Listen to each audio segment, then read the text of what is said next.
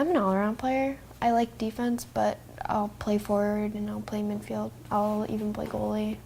Soccer has been a huge part of Bree McMahon's life since she was in kindergarten. It's just my outlet for everything, and it's just what I do and what I enjoy. Her love of the sport and her skill on the field even landed her a soccer scholarship to Brevard College in North Carolina. But Bree's life of soccer and school was about to change. In the fall of 2009, Bree was helping wash cars at a fundraiser when one of those cars accidentally accelerated, striking Bree and pinning her against a wall.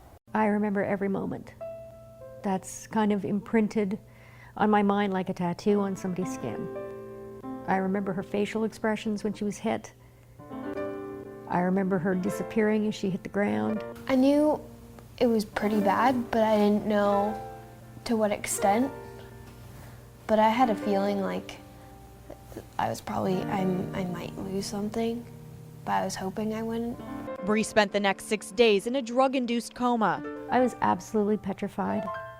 I, knew she was upset, but I was really afraid for her and had no idea after the amputation how we were going to ever tell her. When she woke up, her parents delivered the heartbreaking news. Bree's leg had to be amputated. I kind of already knew it, so I was like, okay, when can I get back out there? When can I start running again?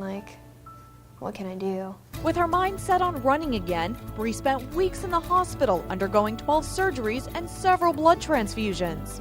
I know that people like my grandfather, like a bunch of my family members, blood helps save them and keep them strong. So I was like, oh, I should donate.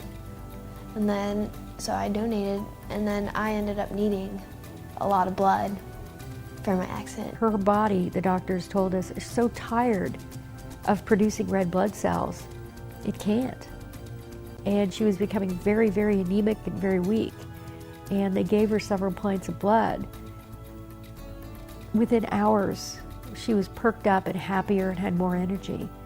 So I don't think people realize the impact they can have so easily on somebody else. Bree's classmates at Freedom High School realized the impact of donating blood. It makes me feel more of like a human, because all these things that are happening that's all bad, that they say the people's turning bad now, this is a good way to give back and make sure everybody's united. Dozens of students recently boarded 4 big red buses to help people like Bree. It feels good because it's people that you know personally, and it helped her out a lot from what I know, and I just feel like everybody should give back.